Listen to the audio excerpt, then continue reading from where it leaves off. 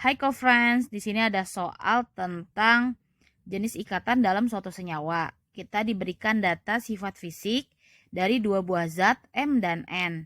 Nah, dari data sifat fisik tersebut, kita diminta menentukan jenis ikatan apa yang terdapat dalam senyawa tersebut.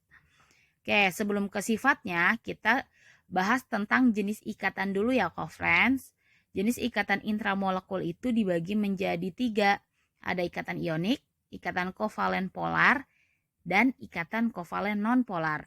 Ikatan ionik terbentuk dari serah terima elektron, sedangkan ikatan kovalen terbentuk dari penggunaan elektron bersama. Dari ketiga ikatan tersebut, ikatan ioniklah yang sifat ikatannya paling kuat gitu, sedangkan yang kovalen nonpolar itu paling rendah. Nah, perbedaan kekuatan ikatan itu berdampak terhadap sifat fisiknya. Sifat fisik yang pertama adalah titik didih dan titik leleh.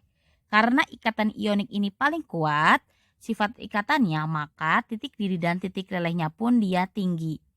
Sedangkan kovalen nonpolar dia paling rendah. Gitu. Ikatan kovalen polar berarti tengah-tengahnya ya, kita anggap aja sedang. Lalu untuk kelarutannya, nah senyawa dengan ikatan ionik ini dapat larut di dalam pelarut polar. Gitu ya, contohnya adalah air. Oke, sama dengan ikatan kovalen polar ya. Dia pun dapat larut di pelarut polar. Sedangkan ikatan kovalen nonpolar dia bisa larut di pelarut yang bersifat non-polar gitu. Contohnya adalah CCl4. Gitu. Nah, selanjutnya untuk konduktivitas atau daya hantar listriknya gitu ya. Ikatan ionik ini dapat menghantarkan listrik ketika wujudnya lelehan gitu ya, ketika wujudnya lelehan dan larutan. Sedangkan ikatan kovalen polar dapat menghantarkan listrik ketika wujudnya larutan, tapi ini enggak semua, hanya senyawa-senyawa yang dapat mengion gitu ya. Nah, untuk senyawa dengan ikatan kovalen nonpolar, bentuk apapun tidak dapat menghantarkan listrik gitu. Jadi kita jawab ya. Nah, di sini yang M, oke, coba teman-teman lihat ini, oh titik lelehnya dia rendah. Dia tidak larut di air. Nah, berarti dia larut di pelarut lain ya. Oh, jelas berarti dia ikatan kovalen nonpolar. Nah, selain itu diperjelas dengan konduktivitas listriknya ya.